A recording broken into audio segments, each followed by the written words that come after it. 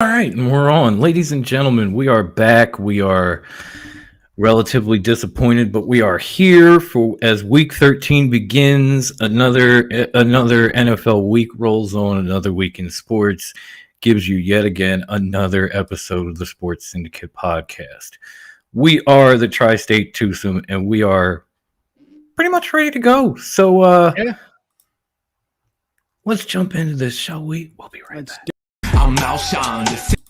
It doesn't want to work. All right, take two. I'm Malshawn. The same day they signed Tory. The Smith beside me. Yes. My wrist is shiny. Yes. At all times, catch all signs. Shots fly, no Anakin. Olive Garden wrap outfit inside a ramekin. Fucking breadcrumbs turn breadsticks when that text spit. Cause that marinara soak you. Safety off, you ain't Joku. All right, we're back, and y'all know who it is by now, but just in case, to the side of me here, I got South Jersey's finest, my boy Nicky, and you know me, yes me, not DDP. It's the one and only South Philly Psycho, your boy Dom, and we have some interesting stuff going on this week. We've got Thursday night football kicking off in about half an hour or so, so I figure we'll start there. We'll start rattling this shit off. We've got the Dallas Cowboys, who have lost now 3 of their last 4 after that amazing yet ugly fucking game against the Raiders. Yeah. Going into New Orleans to play the Saints, who have lost 3 straight. Yeah. They've lost 3 straight, and they decided to sign Taysom Hill to a 10-year, $10 million. It's like, what are you talking about? I don't get it. Taysom Hill makes no sense to me. I don't know about y'all, but Taysom Hill makes no sense to me because they had just re-signed him like maybe 2 years ago to a decent contract, and then they re-signed him again. And when they did, they gave him this like weird hybrid contract where it's like, oh, if you're the starting quarterback for so long, you can make up to X amount of dollars, but less if you're our, Swiss Army knife guy, like running back, tight end, gunner, whatever the fuck. So yeah, at least it's Taysom time now. I guess Trevor Siemian wasn't getting it done. As far as I know, the Saints are going to be without Alvin Kamara tonight. They're gonna have Mark Ingram back and Taysom Hill starting. The Cowboys welcome back CeeDee Lamb from concussion, and it was just reported before we got on that Amari Cooper will be coming back from COVID protocols. Yep. So I guess we'll start with Nick. Who do you see winning this Thursday fiasco in the Superdome? Yeah, there's a lot of different things that can happen here. I mean, there's a lot of different news, too, that's just happened. Like you just named Amari, Kamara, Taysom. I mean, there's a lot of factors going into this game. But it's still 2 mediocre teams if you think about it. And it's a Thursday night game. What do you expect? I mean, usually with 2 mediocre teams, it's a pretty decent game, not high scoring. So I don't know. I don't know if Hill's the factor because you said he is starting, correct? Yes. Yeah, he may be the factor here, but I unfortunately I got to go with the Cowboys. I just don't see everything lining up. I mean, their best player, Alvin, is out. I mean, that's a big deal. And also, I mean, although that Ingram is still a pretty decent player, he's not the starting running back for the Saints. So I just don't see the Saints winning here.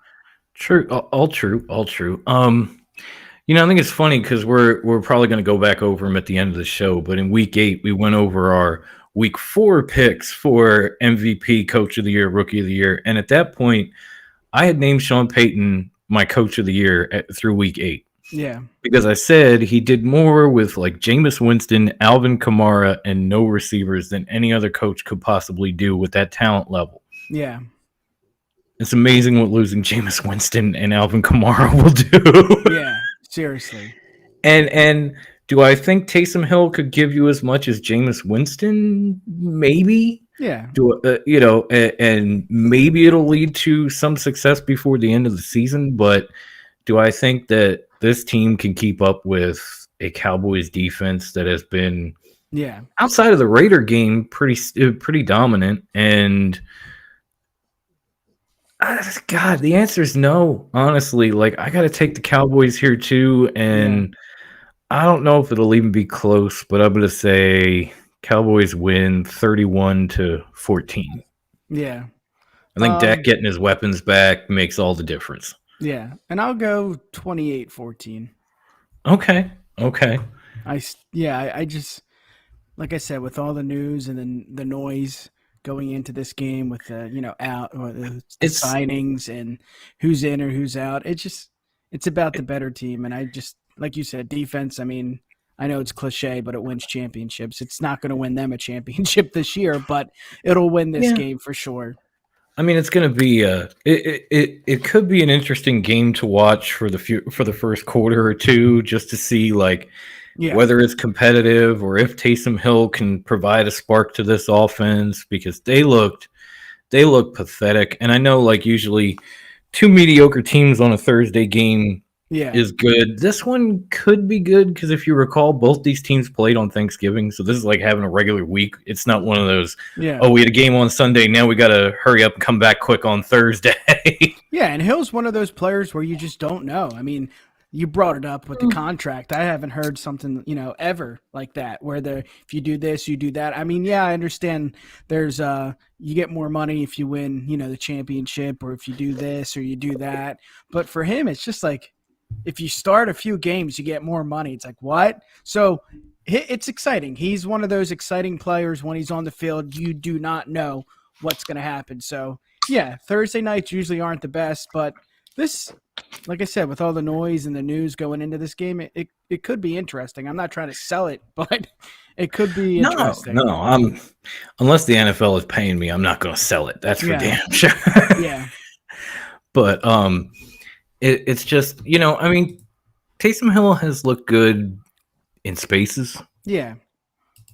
He had a good stretch last year when Drew Brees was injured, won a few games. Yeah. Didn't win in Philadelphia, but he won a few games, and it looked like, all right, kid's got a bright enough future. And I was kind of shocked going into this year when they named Jameis Winston the starter. Yeah, me too.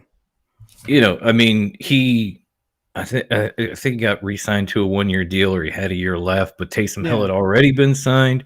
He had already started. It's not like Jameis Winston wasn't there. Yeah. It was just they had high hopes for this kid Hill. I mean, at one point, Sean Payton compared him to Steve Young. Yeah. And so what are you starting Jameis Winston for? Is he like your Joe Montana? Is that what you're trying to tell me? Joe Montana. Because no. Yeah. It's an odd game. It's going to be interesting. Yeah, it's definitely going to be interesting to see, and I guess it leads to a little bit of, I don't want to say drama, but at least a little bit of off-season interest where it's like, all right, season's over. Jameis Winston played well, but he's coming off an injury. He's not under contract. Do you want to re-sign him? Yeah. Or do you want to roll with Taysom Hill from here? Yeah. So you might as well give him a shot. Let him see what he can do for the final few weeks of the season, and see if you can get back into the playoff race, because the Saints went from a spot to now in the hunt after losing 3 straight. And who knows, maybe, before the season's over, Taysom Hill can get it back in. I don't see it. I don't see it exactly, but what the fuck do I know? Yeah. And honestly, who the hell cares? At the end of the day.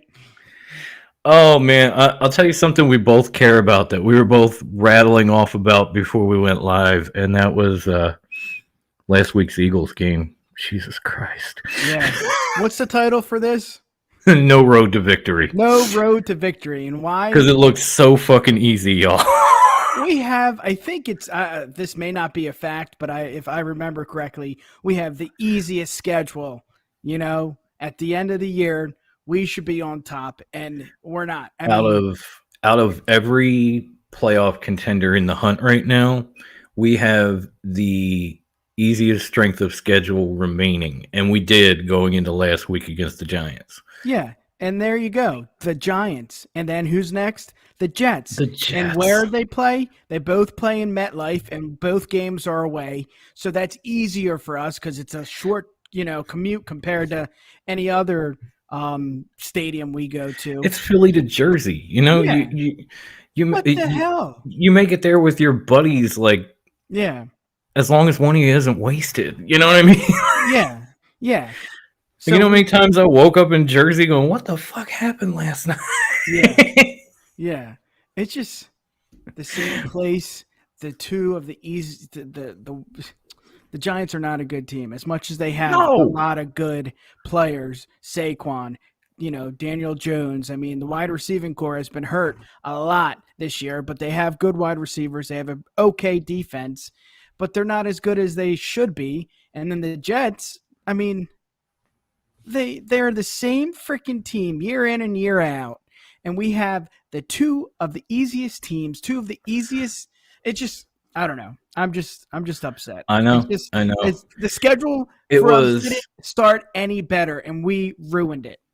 There were two things for me in this game that I absolutely lost my mind over. Number one, the touchdown catch by the Giants fullback, where the ball clearly rolls out of his hands, and he kind of squeezes it between his legs, but the ball's on the ground. That's not a touchdown. They upheld it after review. I was like, you got to be fucking kidding me. Yeah.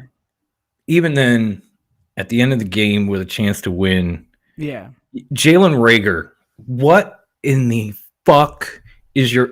He dropped not one, but two passes where he was in the end zone, and we win that game as horribly as Jalen Hurts had played. Yeah.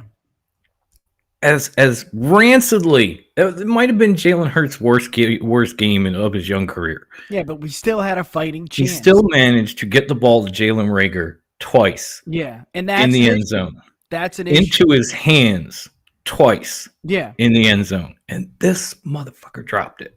But Reagor should not be the guy. I don't know if he's playing that position where he's, open most of the time. I mean, it would make more sense because he's not really a good player.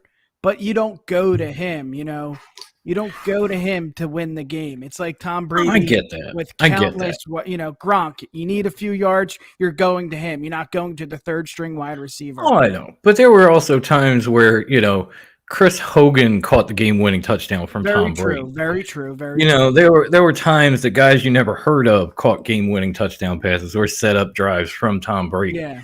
And it gets to the point where, if a quarterback is going to put a ball where only you can get it and you get your hands on it, catch it. Yeah. Otherwise, what the fuck were you drafted for? I mean, Jalen Reagor's a first-round pick. It's upsetting. It's sad. And, I mean, you said it so well. At this point, I miss Nelson Aguilar. Yeah. Thanks to Jalen Reagor. Yeah. That's not saying much. Yeah, you said it very well. Everybody that's on that field is, it doesn't matter if you're a playmaker, you're going to catch the ball. Again, Chris Hogan, like you said, he was on the field. He made a lot of really, really good plays for that team. But Reagor should not be on the field at all. I mean, I think it's plain and simple. Yeah. I mean, they had... Last year or the year before, they had Greg Ward, who made a lot of plays for him, and he barely gets on the field now. I know they're trying to figure out what they got in this kid because he didn't do much in his rookie season. And, we drafted him in the first round. You got to see what he can do. Yeah. But if this is all he can do, then you should not be playing. And then I mean, Quez Watkins is probably a better receiver, and he's third on your depth chart at best. Greg Ward is probably a better receiver, and he's fourth at best. Yeah. If you can't make the plays, then I don't care where you got picked. It's like, all right, well, sit down until we cut you. I don't give a fuck. Yeah, but then it goes back to who's making the decisions, Is it Howie? So it's difficult because you don't want to blame it on Nick because you would think Nick's a pretty smart guy. Yes, most of his press conferences are very hard to, sit. There's one person left from the regime that drafted Jalen Reagor, and that's the general manager. Yeah. Yeah. Is he making? So at this point, Howie, this is on you. Yeah. He's making the calls, which I really hope not. I feel like that's another reason why Dougie left last year because he wanted to make the calls and make the decisions because, I mean, anyone and everyone can see it. Howie might have a lot of good days, but most of his days have been bad. The drafts you can never come back from that. I don't care if you have 2 first-round picks this year and 3 first round or second round. I don't know the actual drafting order, but this is horrible. We had touched on it a few weeks ago where, there's a good chance the Eagles end up with 3 first-round picks, like Yeah. 9, 10, and then maybe a lower one Carson from the Wentz thing. Colts. Yeah. And that's all well and good, except Yeah. you got Howie Roseman making those picks. Yeah. And you don't know how much input Nick Sirianni's going to have, if any. Come on, he has nothing. I'm just saying. Yeah. And that's why they hired him. Shut up and just, sit in the corner, you know? I don't want to get carried away on one game, but I've been bashing Howie Roseman for a good couple of years now. Yeah. At least. I let up on him after 2017 because he rebuilt a team that was not good and brought them to that level. So I respect him for that. But at the same time, then you just went back to what you normally do. And 1 year does not make a career. Yeah. And you got to think about this too. He's building when we wanted, you know, like you said, you gave him a little leadway because he wanted, because he was building a shitty team, or building the team was shitty, but he was building a better team. Well, you know whose, you know, fault that was? That was his fault. Chip Kelly and all this. So yes, he you know, I laid off him. I laid off him because Chip Kelly actually got personnel control and made a lot of bad choices, and Howie worked us away from that. And that's cool. But again, it was 1 year. Yeah. Nick Foles had one good year. Where's he at? Yeah. Who's he starting for? Play, yeah. You know, I mean, he's in the league. He's making his money, but where's he been? Since that one good, not even year, playoff run. Where's he been? Yeah. You know, there's a lot of guys who have had one good year in the NFL. I don't care if it's players, coaches, whatever. Yeah. But eventually, when they can't produce, they're not there anymore. Yeah. Howie Roseman has been there since like the dawn of the 21st century in one way or another. Yep. It's time to go. Yeah. As much as he did right, there's more wrong. And it's just, and it would be good for the organization, you know, to get rid of him. Kind of like what they do with, you know, Andy Reid a few years ago and Doug Peterson. I mean, he just, you know, it's time to turn to the next page. Yeah. And Howie should not be on that page. And it's time to stop blaming. It's time to stop blaming the head coach for the team's failures, because you've been doing this since Andy Reid. And what's changed? Yeah. Went through another coach, went through some more bad drafts. Yeah. Rebuilding with a young team again. Andy's been here. 2 Super Bowls. Yeah. Meanwhile, Andy's been to 2 Super Bowls, won one of them. Frank Wright's looking really good right now. It's just even Carson Wentz is looking a lot better without us. Yes. I'm just saying.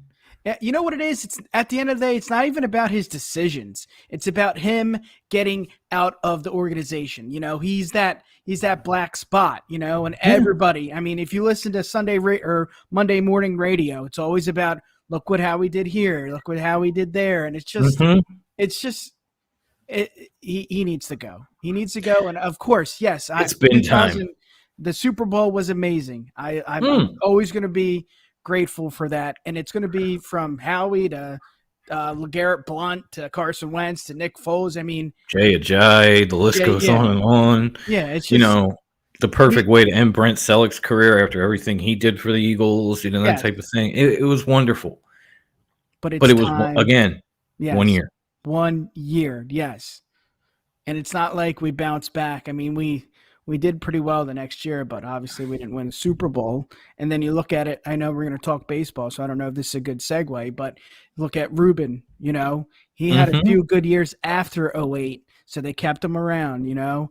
But it just got worse. Yeah, and this is, you know, something needs to happen. I mean, it's tough too, because then we got the 2 picks in the first round. What do? You can't fire the GM right before those picks. I mean, you can, but I mean, he's been working his ass off to get there. And again, you know, there's a lot of good, but there's a lot of bad. Yeah, at this point, they could fire Howie Roseman before the draft, and I'm not going to cry one bit. Yeah, just good, go. Yeah, you had your chance. You had chance after chance. Just go. Just get the fuck out. Yep. Yeah. And I guess it is a pretty smooth segue, because we actually got a fan question, which I enjoyed. And, let's hear it. Chris had asked us, do you see anything major happening from the potential work stoppage in Major League Baseball? Like, if they were to go to another lockdown, what do you see anything major? And I got to be honest, Chris. I can't imagine what would happen if Major League Baseball went into another lockdown right now. Yeah. Because just looking at it overall, every sport was having every sport lost some money last year due to COVID just because you couldn't put people in the stands. So, you take a hit, you get one season back, you go into a lockout, and there are guys already signing like Scherzer for like $300 million contracts, and they're not going to make they're not going to see any of that money, and they're going to go into a lockout. Yeah. That's not going to go well for the Players Association. Yeah. And then with the owners, you've lost money. Now you're going to go into a lockout and lose more money. Yeah. Yep. Regardless of what the sticking points are, I don't see this from either standpoint being like, oh yeah, we'll hold out because we can lose more money. Yeah. And it's such a bad timing too, because baseball is just not as popular as it was before. I mean, the Astros didn't help. The pandemic didn't help.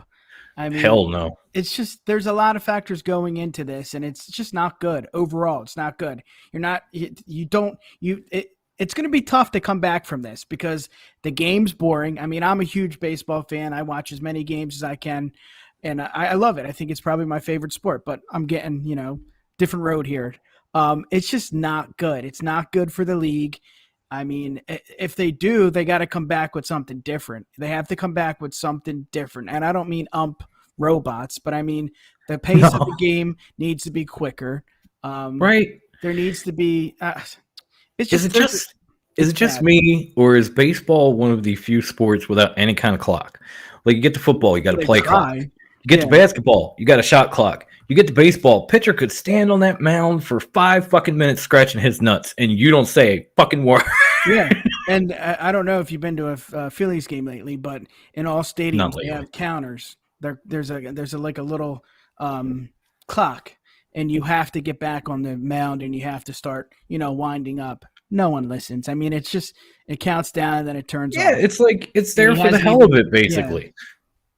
And there's no, it's not like if the clock winds down and the pitcher hasn't thrown a ball, like ref jumps up and calls ball 1 or something like that, which would probably work if he did. Yeah. Yeah. But they don't have to worry about it. It's not going to be good. Not at all. Yeah. Because no league can deal with this after a pandemic, You damn right we live. What's happening, Kofi? Kofi Wheatstein, my man. Dirty Heels. Yeah. Oh, here we go. Brian, he says, MLB can't afford another lockout at this time, coming out of what we went through in 2020/21.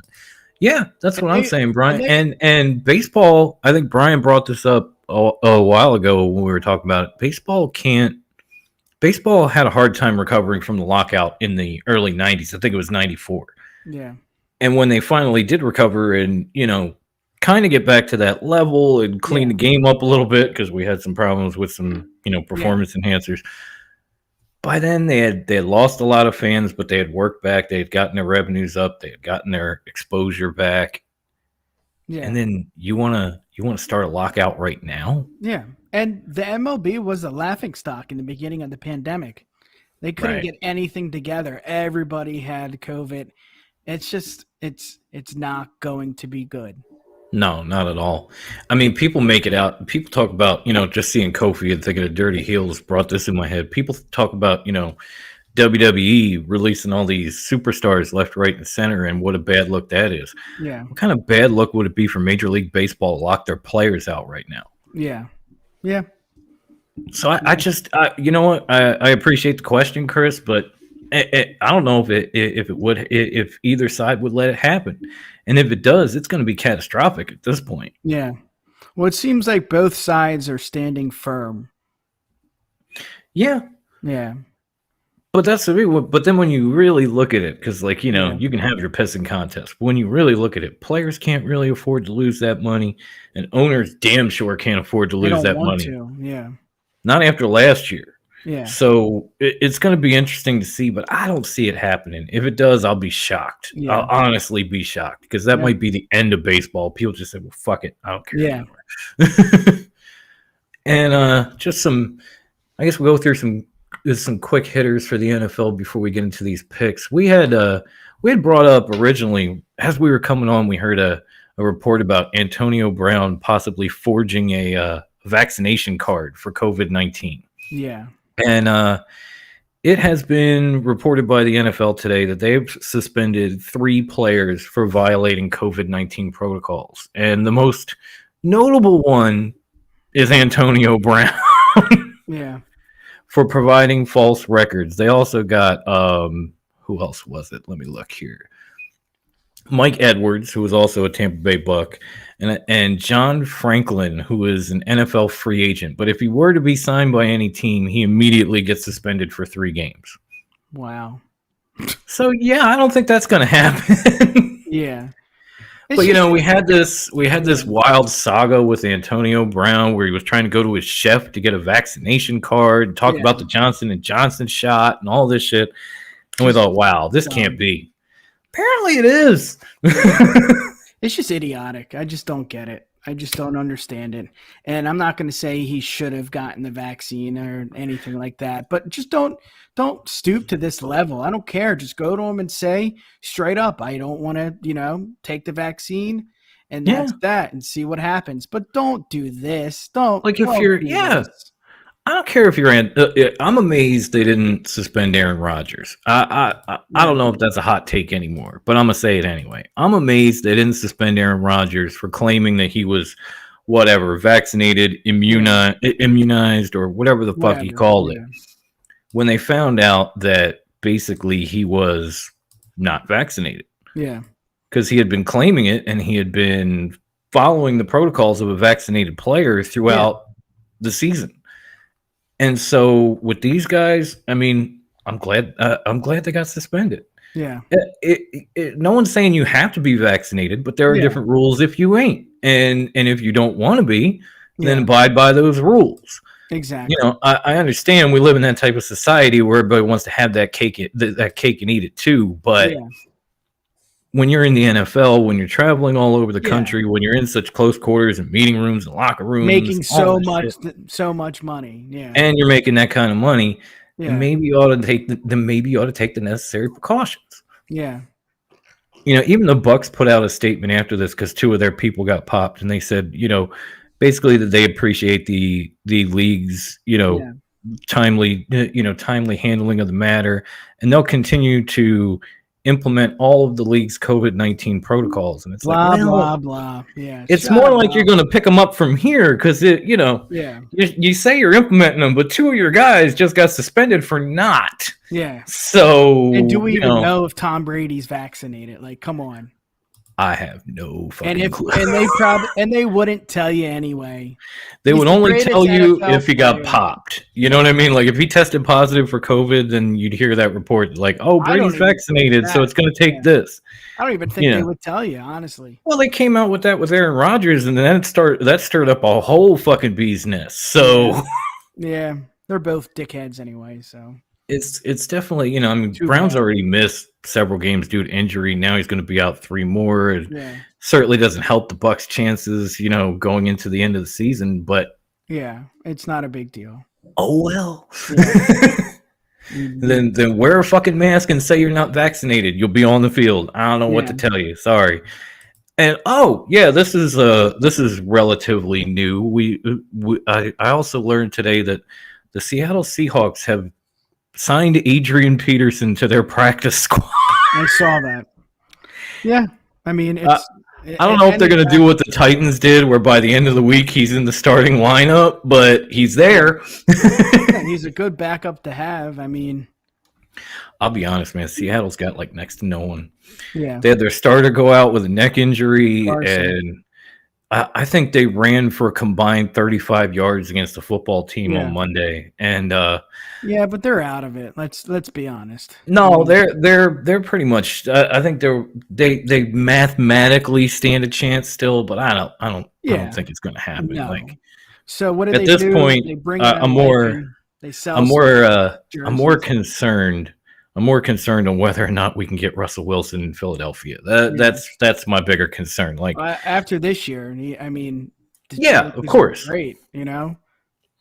chances are great. And back to the AP thing, they're not going to make it as much as, the percentage says they're going to make it, they're not. And if they do, then when they do, I will, I don't know what I'll do though, but whatever. It's good for the organization to sell some jerseys, to bring in a legendary, a Hall of Famer running back. So, you know what it seems like to me? It seems like the organization just grasping at straws to try to show Russell Wilson, like, we want to help. We care, yeah.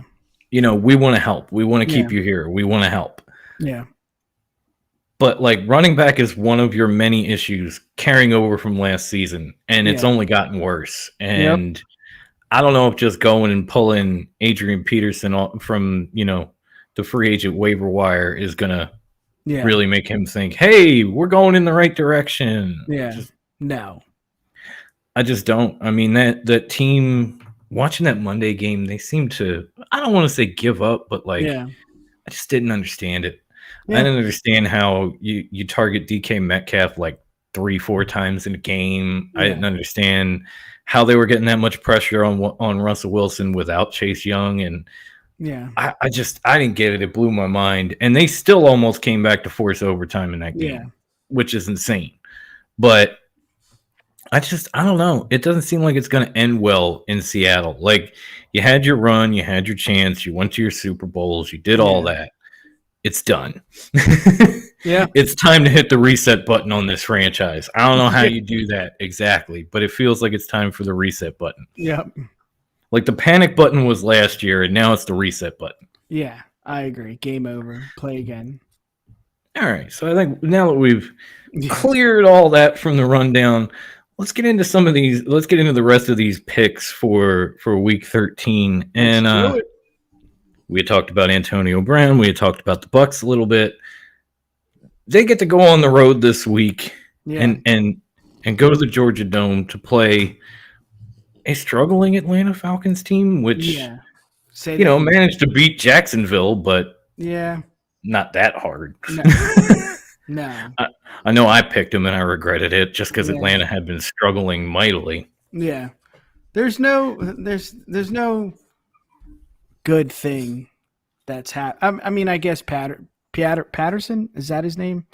That's Cordell Patterson. Yeah, that's the only bright spot for the Atlanta Falcons. It's just another year of choking. I mean, we can talk about, is Matt Ryan, done? Is Matty Ice over? Is this, the end of his career? Is he even is he even a starter? So the Bucs have it here. I mean, there's not much more to say. It's just a weak team. Yeah. I mean, going against you last week when the Falcons were involved cost me. Yeah. And that's probably why we ended up like the Steelers and Lions this week. We tied at 10 apiece. Nice. Hell yeah. I don't like that. I wish it was an overtime. I really did. Yeah. I'm gonna go with the Bucs as well against the Falcons. I mean, I know Tom Brady hasn't looked exactly like himself the last few weeks with some of these turnovers and things, but Leonard Fournette did his best Jonathan Taylor impression against the Colts, which are a much better defense against the Falcons. Yes. So I feel like they're going to start leaning on him a little bit more to take some of this pressure off of Tom Brady, who's been, missing. Don't get me wrong. I know he's missing some guys. He's missing Antonio Brown. Gronk just came back, that sort of thing. But it just feels like the right way to go. And Atlanta's rush defense is, God, it's terrible. Cordero Patterson is my favorite waiver wire pickup of the year. I'm not going to lie, guys. I got him when Christian McCaffrey got hurt, and I haven't missed him at all. I'm going to be real. CMC, I'll miss you. Yeah. So I think he was don't get me wrong, I think Patterson's still a good play this week, but I'm going to go with the Bucs, and I'm going to say 24-10. I got 28-10. Okay. And then, this next game. I mean, it just depends, really, because it looks like a blowout on paper, but you don't know exactly who's playing. You got the Arizona Cardinals going into Soldier Field to take on the Chicago Bears. And you would think immediately this is Arizona's game to lose. But there's still no word on whether Kyler Murray or DeAndre Hopkins will play in this game. Yeah. Now, they have won 2 out of 3 without him. And they have looked good in a couple of those games. Stop. Chicago, I know they won on Thanksgiving. They beat the Lions. Yeah. It didn't impress. They didn't even beat them that badly. It didn't impress me that much. I think, regardless of who plays in this, it's the Cardinals game. I'm taking them. Yeah, me too.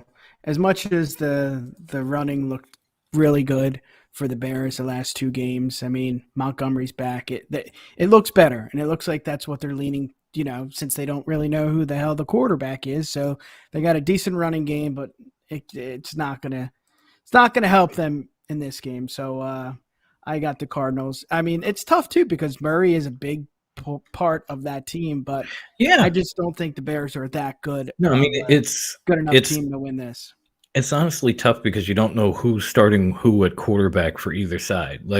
Is Justin Fields going to be back in the starting lineup, or are we going with Andy Dalton again? Yeah. Is Kyler Murray going to be back, or are we going with Colt McCoy for the 4th straight game?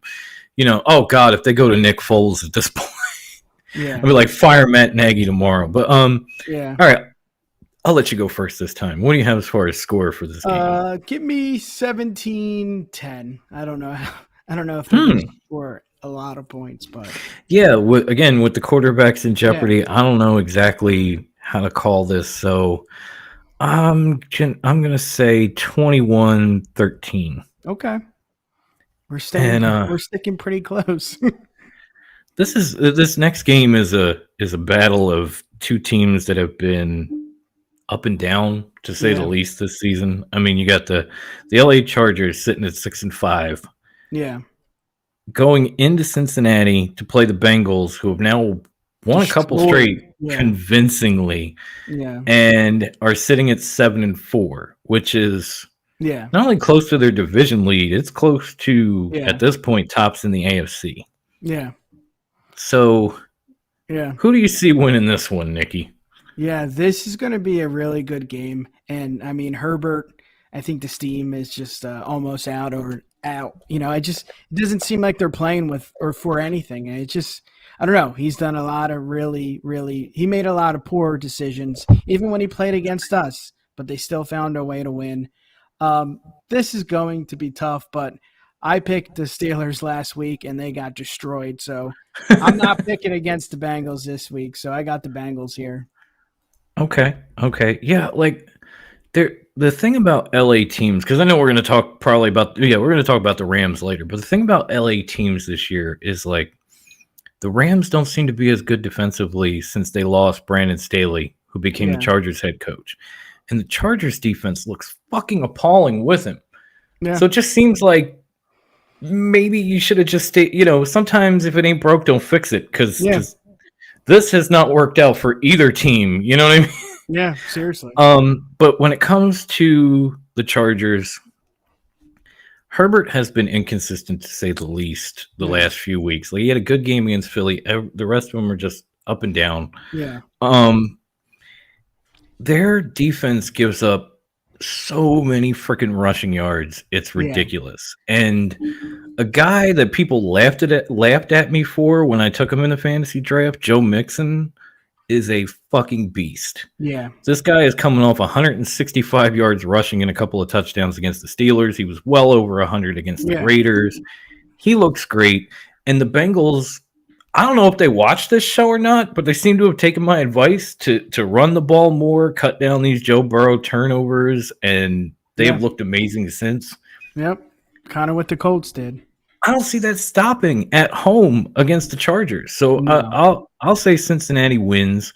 I think it's going to be a close game. It'll definitely be an interesting game. You got the shootout between Burrow and Herbert, but I think in the end it's probably going to be Cincinnati 34-27. I got 24-17 Cincy. Okay, so we're both seeing it as like a one-score game. I got you. Yeah. It's going to be a duel. As many mistakes as both teams make, they still have key players Yeah. that are healthy. Speaking of two teams that make mistakes, we have the Minnesota Vikings coming off a pretty bad loss to the 49ers, where they also lost Dalvin Cook, Yeah.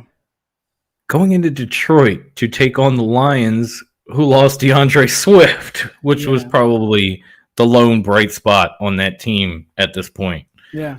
So I'll go to Nick first. Is there any chance the Lions win this game?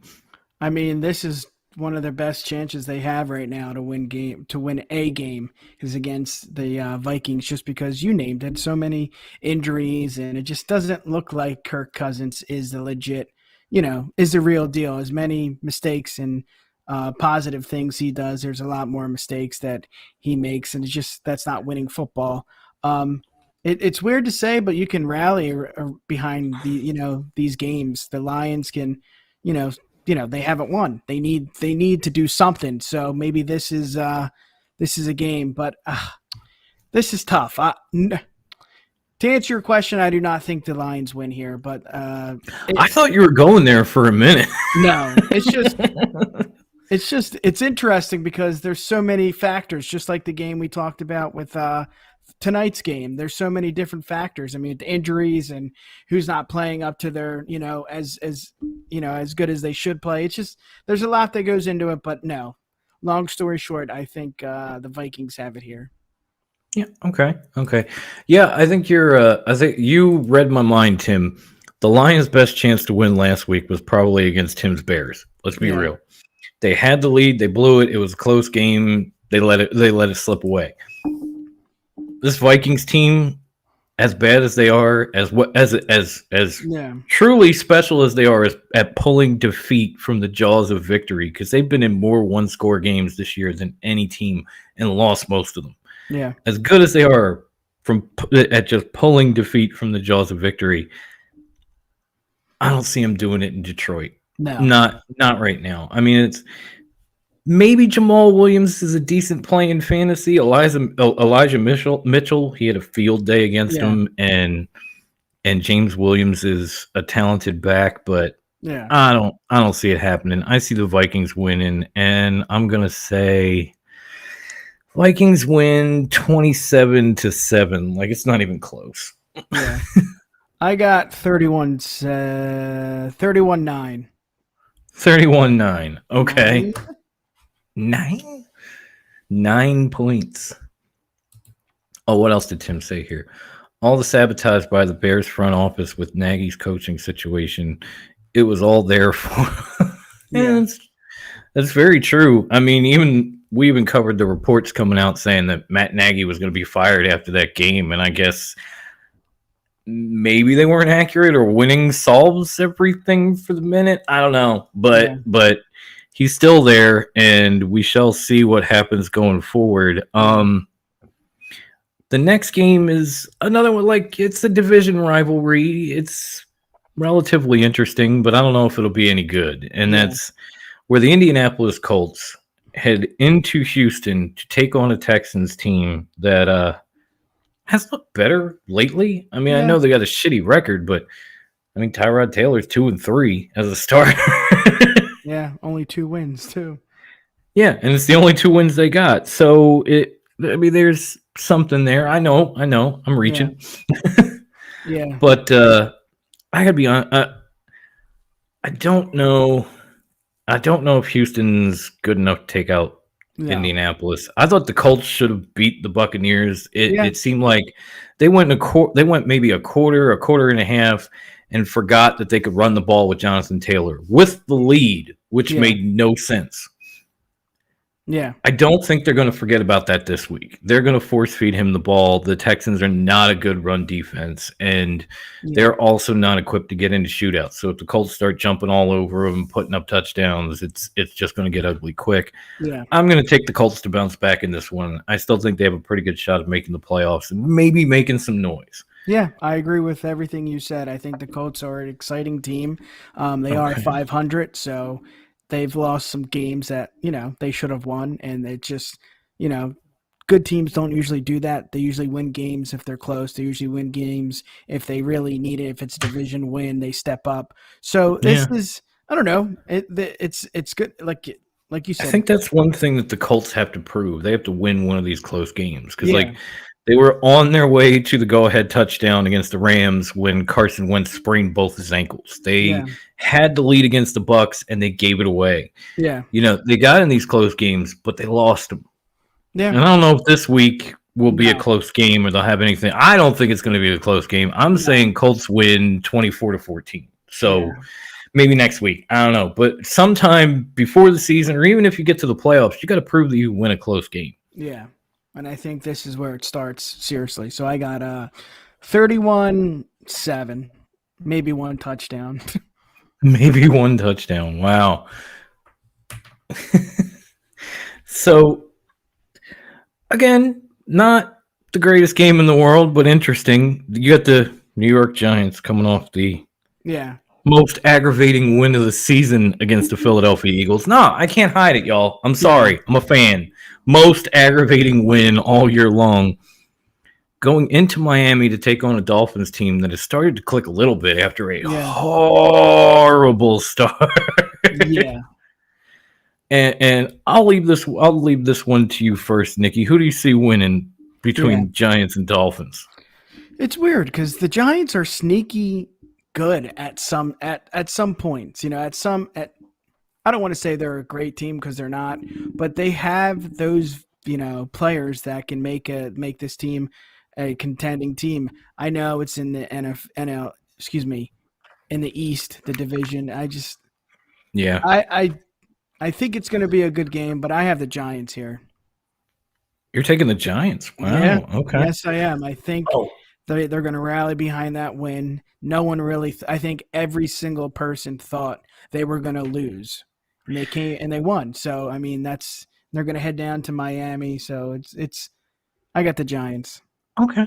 And I got to go back to Tim because he and I seem to be on the same wavelength tonight. He said Colts should have beaten the Bucs. I couldn't agree more. Yeah. They have a team good enough to win the AFC title game if they give the ball to Jonathan Taylor 30 times a game. And I'm with you there. I mean, even I understand it wasn't the same with like Frank when he was the offensive coordinator in the Super Bowl year with the Eagles, but they had two good backs that they ran the hell out of in LeGarrette Blount and Jay Ajayi, and it worked out damn well. Yeah. And I think the Colts could be doing the same thing with Jonathan Taylor and just insert your back here because they have Naheem Hines. They even have Marlon Mack, who they're not using whatsoever. That's crazy. You could control the ball. You could control the clock. You could lean on that defense a little bit. You could, present some opportunities for Wentz off of play action, and instead you're throwing the ball 45 times. Yeah. It doesn't make any sense. I'm not even saying Wentz had that bad of a game. It just doesn't make any sense. Now, when it comes to this game, you see where you're going with the Giants, but the Dolphins have gotten a little healthier. Yeah. They've gotten on a bit of a groove. They've beaten the Ravens. They won last week. It's a big deal. They're starting to look good doing it. And I'm not saying Tua is there yet, but he at least looks like the guy they drafted that they wanted when they did actually draft him. Like, not a guy that you're going to bench for Fitzmagic or that you're going to put Jacoby Brissett in when he's healthy. Like, he looks like the guy they picked with a top pick.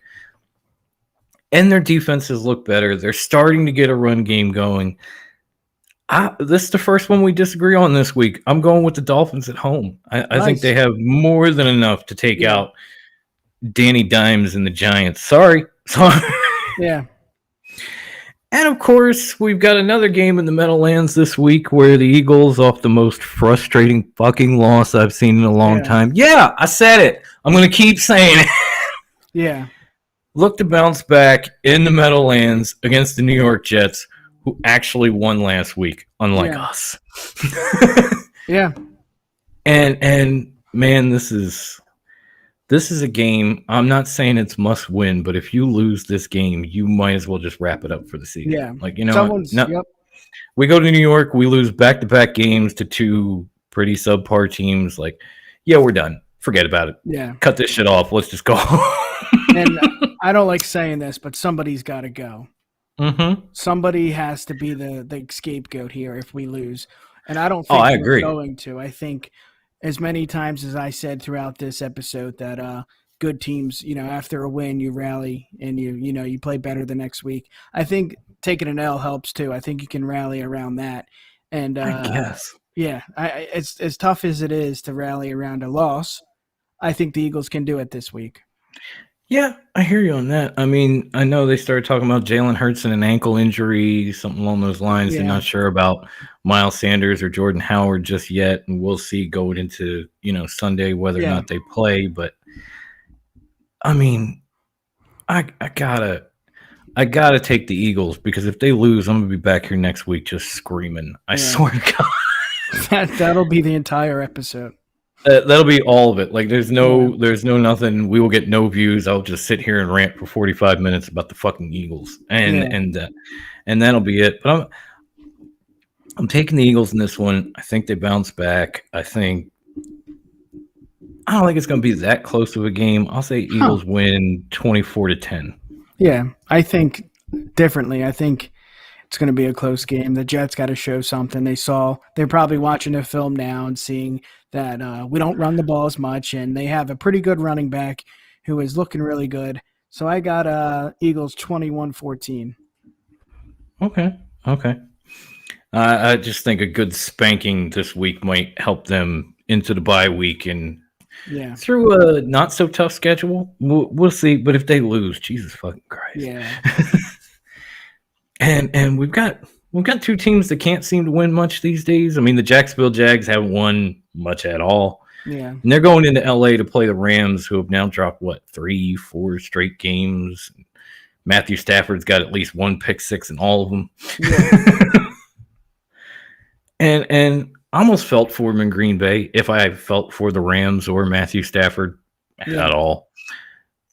Because he didn't play that bad of a game, but their defense was just fucking awful. And another pick six, like, Matthew, even if you throw a pick, it does not need to be returned for a touchdown. Like, you can try it downfield. You can do one of those. Oh, it's a punt. Fuck it. I threw it 50 yards and he picked it off. Yeah. It does not always need to be a pick fucking six, my friend. Yeah.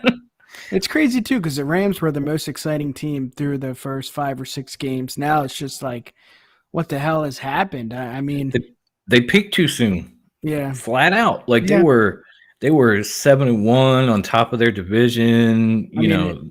Stafford looked things like, and things just fell the fuck. The wheels fell off. Yeah, people are saying Stafford might be MVP this year.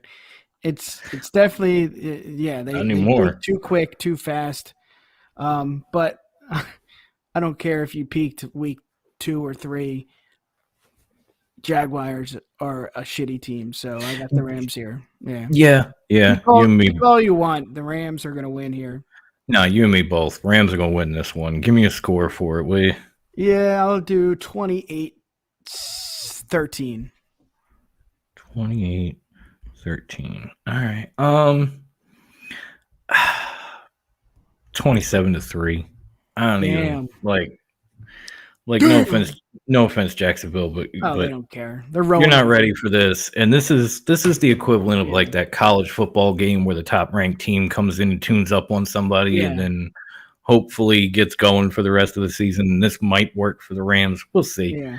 But I don't see them losing. Yeah. I don't see them losing. If they lose this game, you might as well just this is another one. Pack it up. You're done. Yeah. You're done. You can excuse away like, the Titans were hot. Okay. Oh, well, it was Aaron Rodgers. Okay. Yeah. Oh, the Niners have been hot. Okay. Yeah. You lose to the Jaguars, you got no fucking excuse. Yeah. Yep. And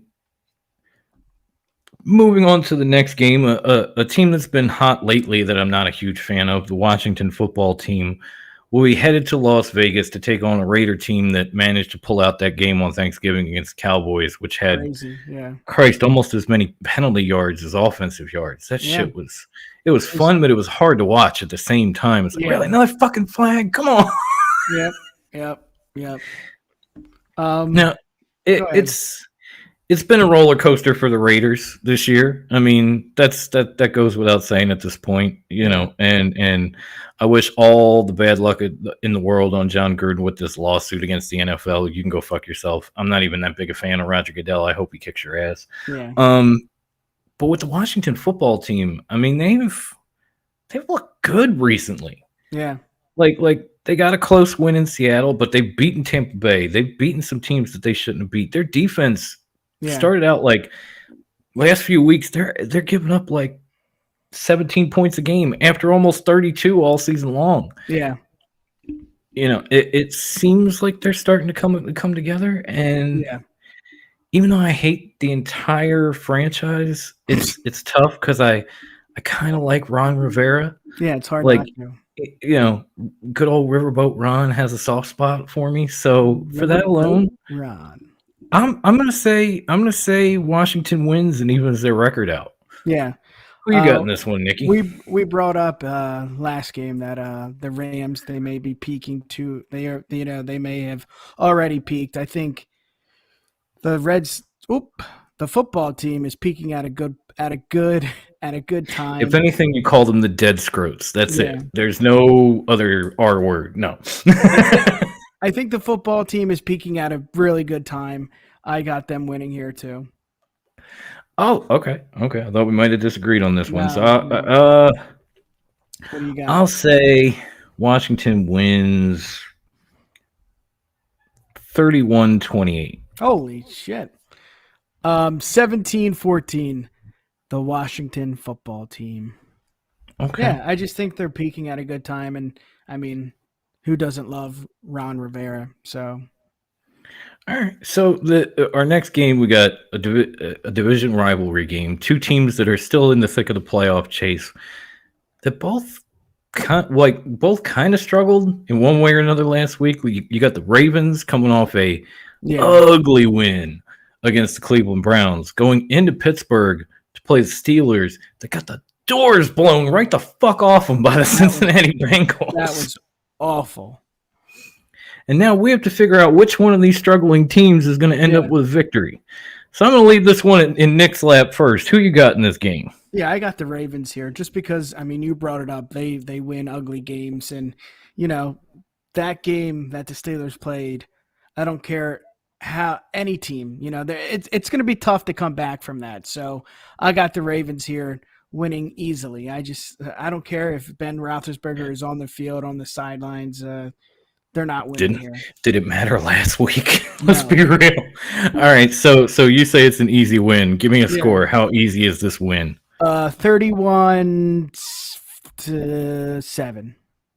Wow, that is an easy win. I'm definitely, as much as they did struggle against Cleveland last week, I think the Ravens will pull this one out. They'll stay, in at the top of the division. They'll stay in the hunt they're still in the hunt for the number one seed in the AFC, and I think that'll continue. I don't think it'll be as lopsided because I just, as much as they struggled last week, it's going to be interesting to see how they bounce back against Pittsburgh. I don't think Pittsburgh is going to have TJ Watt. I think he's on COVID protocol, so there is that. That might help. I am taking the Ravens. I'm going to say 20-10. Okay. Yeah, I want to know statistically how many games have the Ravens won. Like, I know there's not a statistic behind this, but how many awful games have they won? Close, shitty games. There's at least a couple I could think of, like that Lions game where Justin Tucker set the NFL record for the longest field goal. That was ugly. There was this last week's game. Even that Chiefs game. I mean, it was high scoring, but it was ugly. So they've had a few. I think this might be another one, but we shall see on Sunday. And our next game is another division rivalry game with the struggling Seattle Seahawks at home taking on the San Francisco 49ers, who have been pretty fucking hot these last few weeks. After that loss to Arizona. And like I said, I know Seattle, they signed Adrian Peterson. Maybe he provides a little bit of a spark to the run game, but I don't see San Francisco losing this. I really don't. I think they found something in Elijah Mitchell at running back. Like, if you're looking for somebody because you had Dalvin Cook or you had Christian McCaffrey, this might be a guy you pick up for the rest of the season because he's, fourth straight 100-yard game, get some opportunities in the pass game. He could be a fantasy guy for you. I'm just saying. Yeah. I gotta say the 49ers stay hot. I mean, they're in the playoff hunt now, and a win here is only going to make it that much closer to where they want to be, and kind of keep Kyle Shanahan around, because after a losing season last year, you got to wonder if he comes up with another one, they don't make the playoffs. What do they do? Yeah. Well, Kyle Shanahan is 2-7 against the Seahawks. I don't care. I mean, that's when the Seahawks were really, really good. Right. So I want to pick the Seahawks, but I can't. I'm going to go with the Niners here. Do it. No. Would it help if I said Seattle has won 13 of the last 15 against San Francisco? Yeah. Still. No, not at all. You're still sticking with the Niners. All right, give me the score then. What do you got? I think it's going to be close. I'm going to go 36-28. Wow, you got. I think they're going to step up here. I mean, it's always entertaining.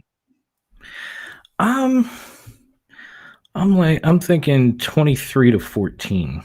Okay, a decent game. And the division rivalries continue throughout the rest of our week, because now we go to the AFC West. And we've got the Denver Broncos coming off a pretty big win. Yeah. Going into Arrowhead to play Patrick Mahomes, Andy Reid, and the Kansas City Chiefs.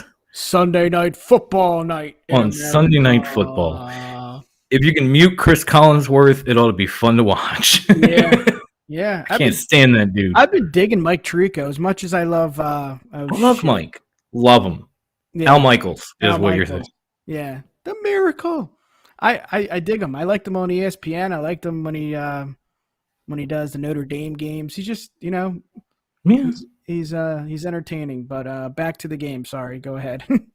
No, you're good. I was going to say, who do you have in this Sunday night clash of division rivals? Broncos are so streaky. They look so good at times, and they look so bad. So bad. But as much as the Chiefs don't look like the Chiefs from last year, or even obviously 2 years ago, I still have the Chiefs winning at home. It just makes the most sense, and I think they're going to show. I mean, Broncos are fun to watch, but they don't know who's playing quarterback, and I know it's a division team, or division game, and I know they always play really competitive football, but I got the Chiefs here. Yeah, I mean, I like what the Broncos are doing. I think they, the two-headed monster at running back, even get rid of Von Miller hasn't seemed to hurt their defense. They found a gem in Pat Surtain II in the draft. I feel like they're at least a year away. Yeah. Like Teddy Bridgewater could be your quarterback moving forward. Yeah. He could definitely. They've re-signed some of their pieces like Cortland Sutton and some of their receivers, and they've got a good group of guys. But I just don't know, as up and down as they've been this year, like you said, I don't know if they're at that level. Now, at the same time, Kansas City actually got kind of hot leading into their bye. Yeah, Mahomes had that great game against the Raiders. They pulled off 2 or 3 in a row. Yeah. Their defense stepped up, even when even the Packers game where Aaron Rodgers didn't start. Their defense has stepped up and played better after looking absolutely fucking atrocious. Alaire's back. I think, Edwards-Helaire came back last week, and that just gives them that one more weapon. And their offensive line has seemed to gel a little bit in the last few weeks too. So. With the Rams, they might have peaked too soon. I think with the Chiefs, they might be peaking at the right time. Yeah, that's a great point. They might be equipped to make that run to a division title and into the playoffs. So I think that's going to continue here against the Broncos. And I think we're going to get a good game out of this. I'm going to say Kansas City wins 34-31. Damn. I mean, Sunday night games are always competitive. So Sunday night games are competitive. Yeah. Usually, AFC West battles are very competitive. These two teams are very competitive. So I think we're going to get something good out of this. Like, this Yeah. is game of the week potential. I'm not saying it's going to happen, but it's Yeah. potential. Give me 24-14. 24-14 Chiefs. Okay. And then the Monday night game is might be the biggest division rivalry game of the week. Yeah. You have I'm the New excited England for this. Patriots. New England Patriots, who have won 5 straight at this point, Yeah. going into Buffalo to play what has been an up and down Bills team, Yeah. coming off a win on Thanksgiving, having a long layoff after that as well to kind of heal up and Yep. get right for this game. Unfortunately, they will be without their Pro Bowl corner Tre'Davious White for the rest of the year. He did some ligament damage on his knee and he's going to be done, but otherwise they're pretty much healthy. And this is not only for the division lead, like this might be for, whoever wins this has a much better shot of being top spot in the AFC. I know they have a rematch coming up too, so that might help. But whoever wins this game and maybe this series could possibly jump into the top spot in the AFC. I'm gonna let Nick go first. Who do you think pulls off the victory here in this Monday night clash? Clash of Titans, seriously. And not from Tennessee. As hot as the Patriots are, I just don't know if they have what it takes to beat the Buffalo Bills. I mean, yes, Mac Jones is looking absolutely amazing. Yes, they still have Bill Belichick, and they have playmakers, A lot of people are stepping up. We discussed that last week. Stevenson stepping up. The wide receivers, they're stepping up as well. I don't know. Is Aguilar? Yeah, he's stepping up too, even though he's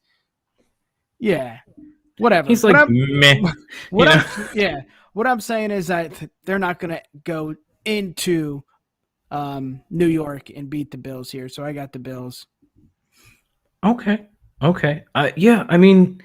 New England has been impressive on this 5-game winning streak. Yeah.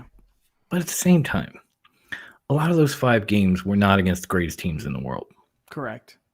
They were against a lot of teams with losing records. Or a team like the Titans, which was just missing everybody. Yeah.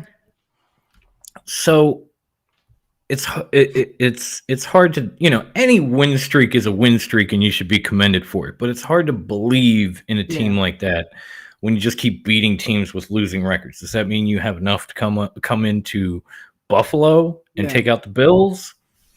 I don't think so. This is one of those games that honestly could go either way and probably will be close. But I think Bills take it. I think Josh Allen has enough around him. They've started to use Matt Breida a little bit more, and that's provided more of a running game for them, which is something they've desperately needed all year long. Yeah. And their defense, minus the Pro Bowl corner, is still very good. Yeah. So I think the Bills win this in a tight division battle. I'm going to say 23-20. Give me 30. Go ahead, my bad. I was going to say, last-minute field goal on Monday night. Yeah. Give me 34-23. 34-23. Okay, so I see it close, and Nick sees it as a blow. Okay.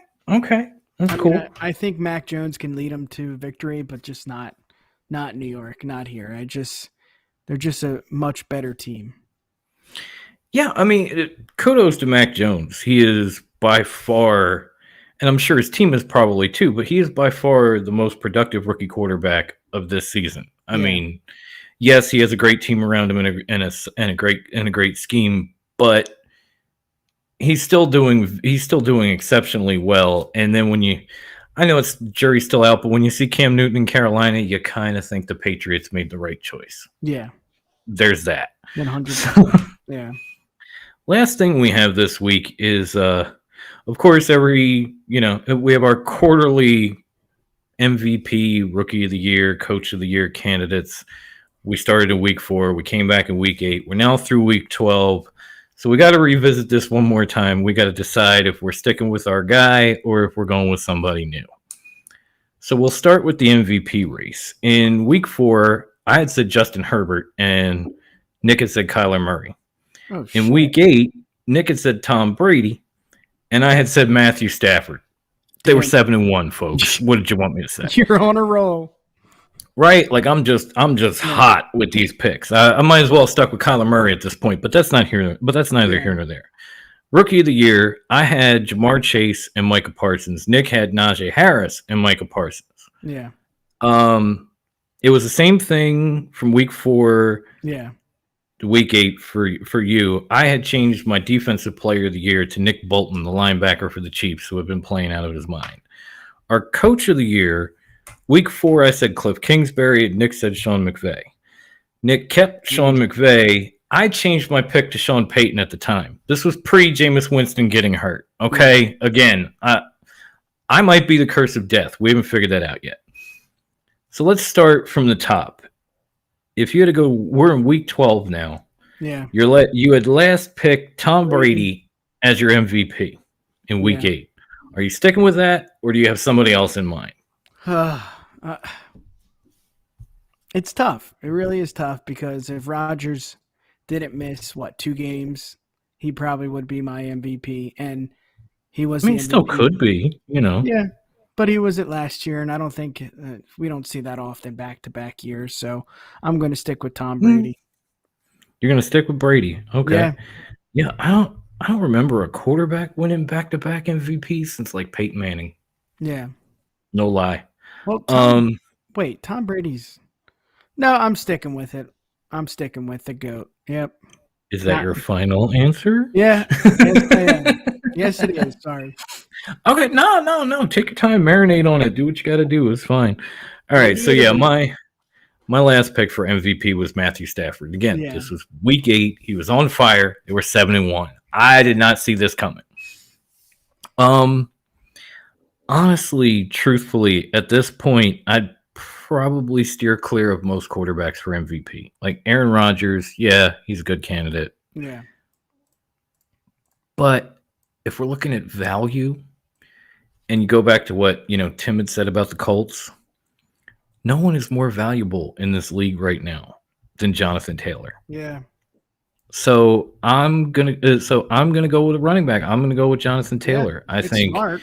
He has a tremendous year. The Colts get in the playoffs, and if they do, it's mostly because he had a tremendous year. It's no offense to the defense. It's no offense to Carson Wentz. They both been very good.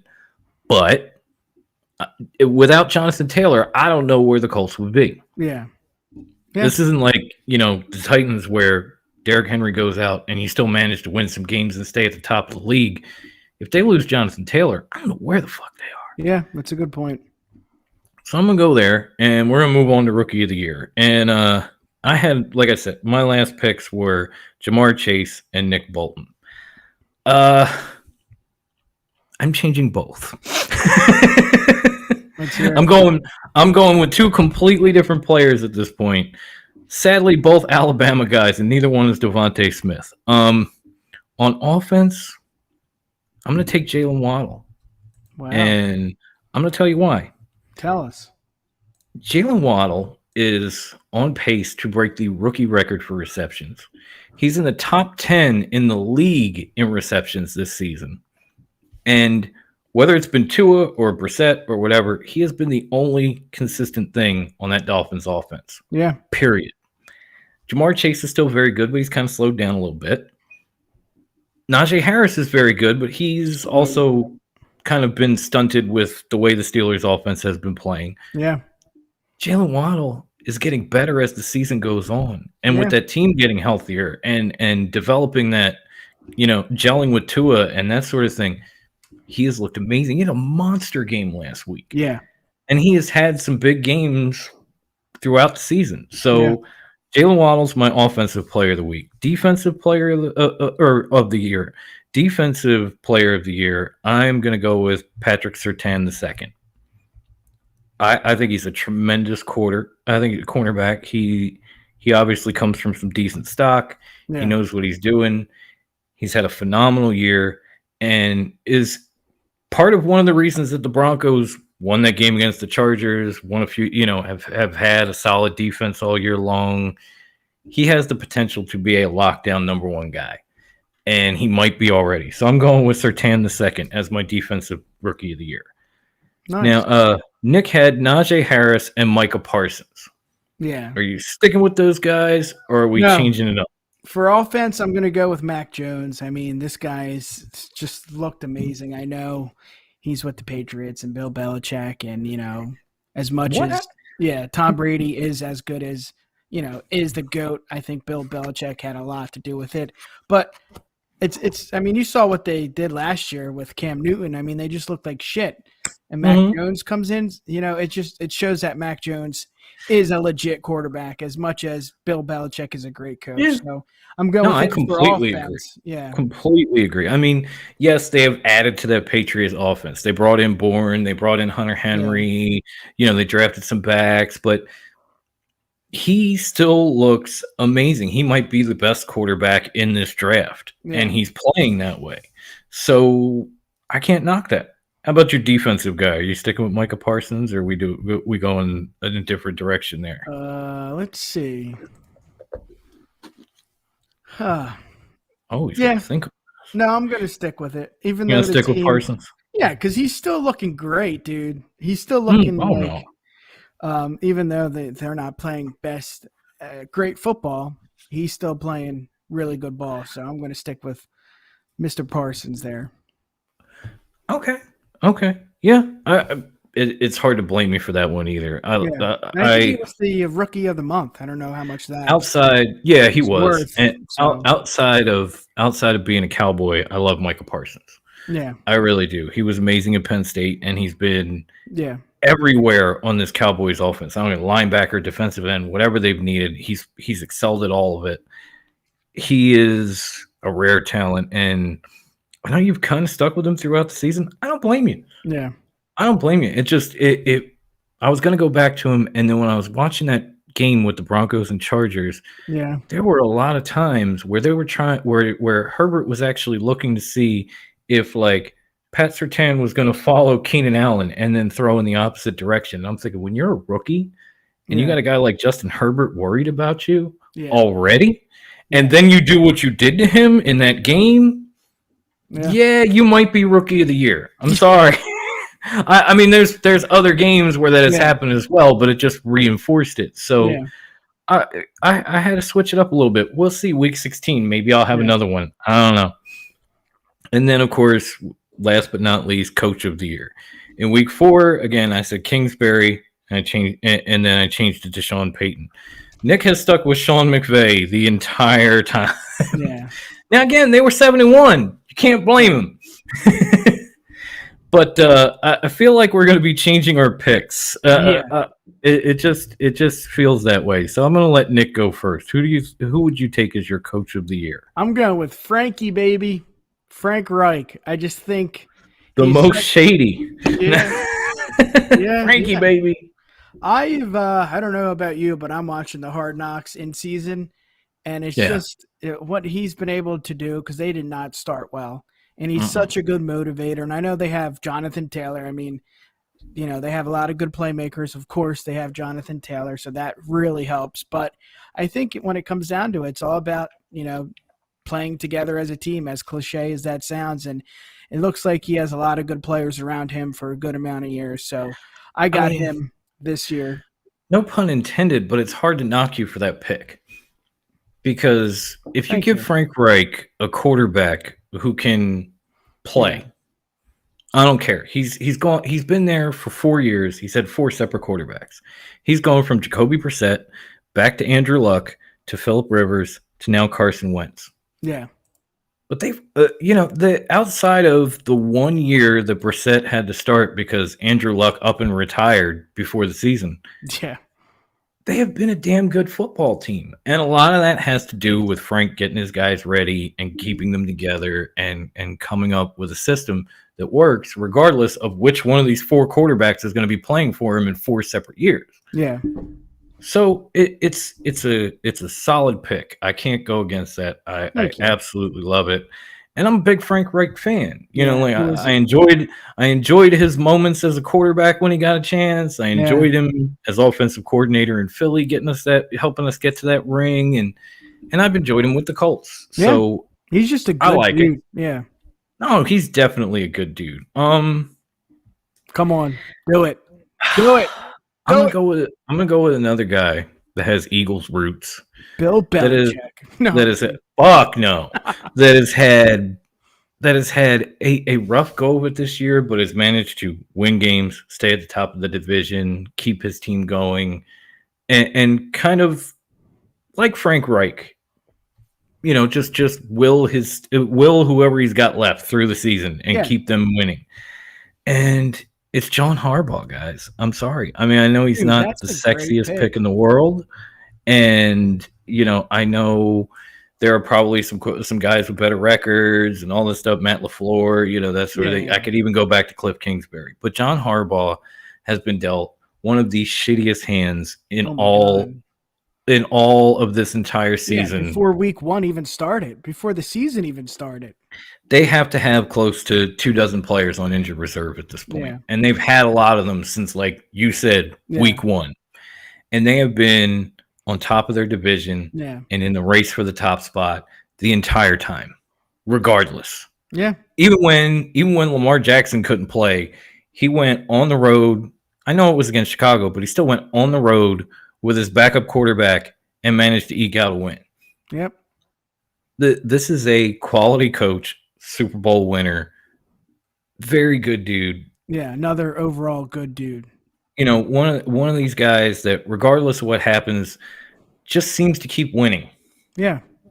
Even this year, their running game is not very good and has been for quite a long time, but he still managed to win these games. Yeah. So I got to give John Harbaugh some love at this point. Yeah. It's going to be interesting to see where he is at the end of the season, and what they can do in the playoffs if and when they get there. But because I said a lot about Sean Payton. Yeah. And then that went horribly wrong from there. Yeah.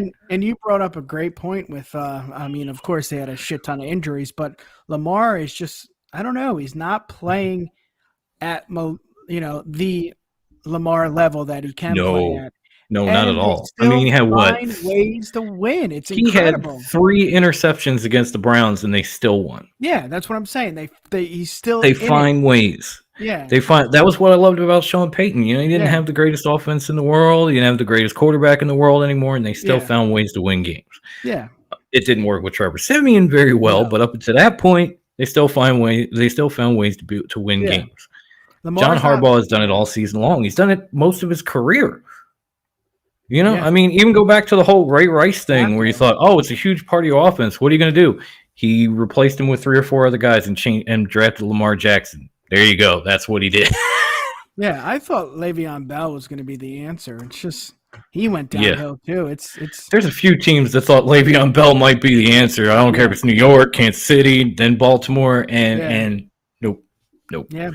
But John Harbaugh moves on and he wins games anyway. And even dusting guys off, the scrap heap like Devontae Freeman has worked for him this year. Yeah. So it's going to be interesting to see where they end up. If I had to, that's an AFC guy. If I said NFC, I'd probably stick with Cliff Kingsbury just because they've managed to win games without Kyler Murray and without DeAndre Hopkins, like huge pieces. Yeah. Even Chase Edmonds has been down, and they've been using John Connors, and John Connors, and still.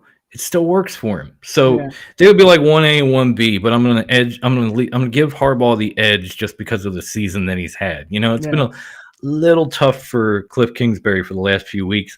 It's been a rough road for John Harbaugh all year long, and it hasn't mattered. Since day one, yeah. And it hasn't mattered. Like, no fucks given. We're going to win anyway. Yeah. I'm stick with Frankie. I got no one else. Yeah.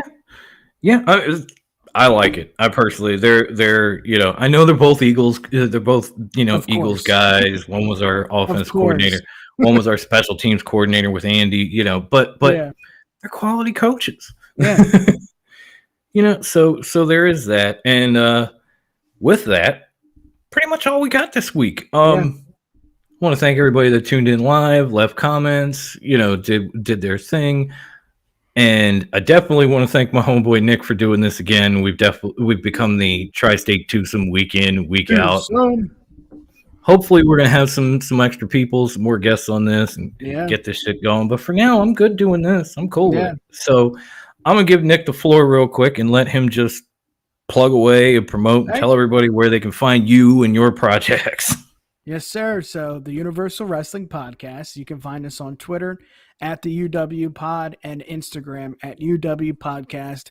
We're dropping an episode tomorrow. It's with Mr. Professor 318, the TikTok sensation. Really, really good dude. We're talking about down to earth guys. He was down to earth. He was so humble, so inspirational, as corny as that sounds. He was just a good dude. So we're dropping that tomorrow, and we'll see what's coming next. But yeah, you can find us on Twitter, Instagram, and we have a website, uwpod.com. And again, Dom, appreciate it. Thank you.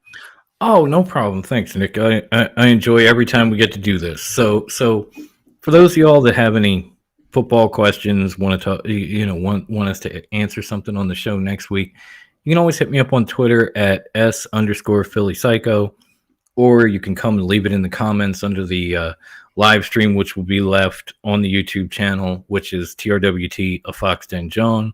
It's where we have all our shows, Top Rope Wrestling Talk, we've got a couple other projects that are a little dated now that are still up there, but it's a lot of content in one place for your enjoyment. So please check that out. And if you want to hear any of this on the go, on the radio, in your car, when you're headed to work or the game or whatever, just you can basically find us wherever podcasts are distributed. But if you want one-stop shopping, go to anchor.fm/FoxDen. And you will see all our platforms. You can pick one from there and just have fun with it. And until next week, we hope everybody's teams win. And if not, we still got a few weeks left. So chill the fuck out. Or maybe you'll get a draft pick. I don't know. But until then, we will see you. Peace. Peace.